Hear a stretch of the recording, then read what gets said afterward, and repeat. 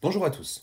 Nous allons à travers cette nouvelle vidéo continuer d'enrichir notre vocabulaire probabiliste, notamment grâce à la notion d'événement que nous allons découvrir. Afin que votre visionnage soit optimal, je vous conseille de vous remettre les deux exemples fil rouge que nous avons commencé à étudier dans la vidéo précédente. Petite précision dans le second exemple, nous avions simplement appelé la boule verte V et la boule blanche B. Nous devons ici les numéroter et ainsi les appeler V1 et B1.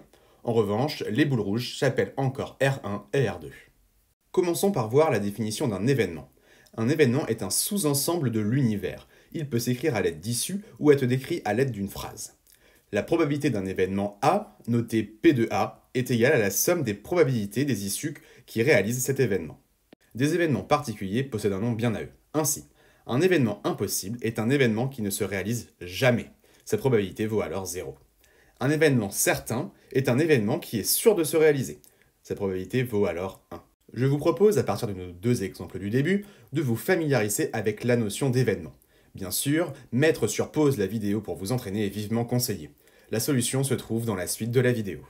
Commençons tout d'abord par la première expérience aléatoire, où, je le rappelle, on lance un dé cubique équilibré à 6 faces numérotées de 1 à 6. L'événement obtenir un 8 est bien sûr un événement impossible. Obtenir un nombre inférieur ou égal à 6 est un événement qui lui est certain.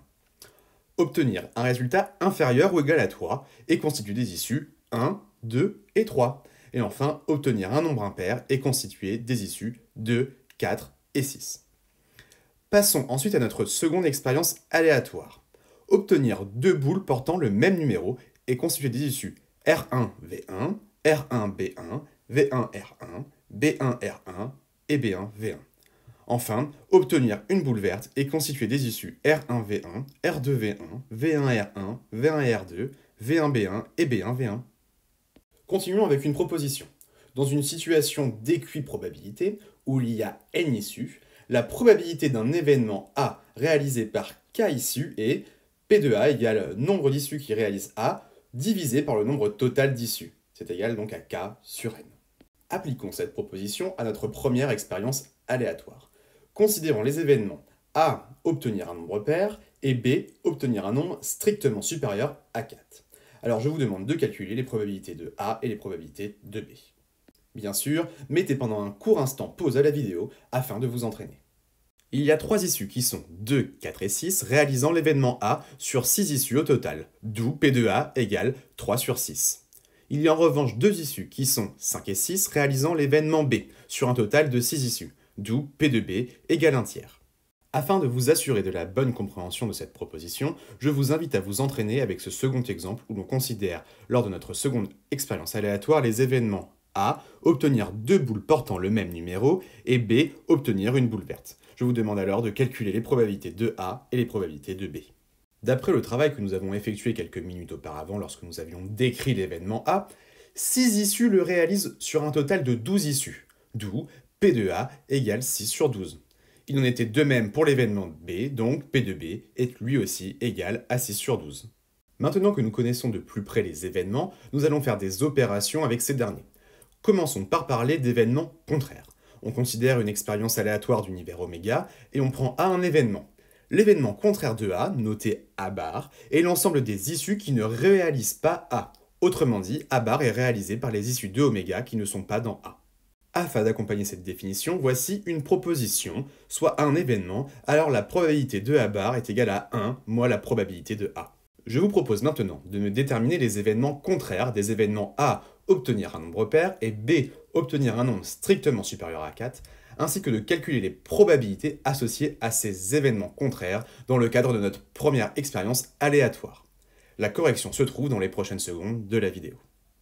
L'événement contraire d'obtenir un nombre pair est A bar, obtenir un nombre impair. Donc P de A bar est égal à 1 moins P de A est égal à 1 demi. Ensuite, l'événement contraire d'obtenir un nombre strictement supérieur à 4 est B bar, obtenir un nombre inférieur ou égal à 4. Donc P de B bar est égal à 1 moins P de B qui est égal à 2 tiers. Continuons de nous entraîner avec notre seconde expérience aléatoire. On considère encore une fois les deux mêmes événements A et B, et je vous demande de définir les événements contraires des événements A et B, ainsi que de calculer les probabilités associées.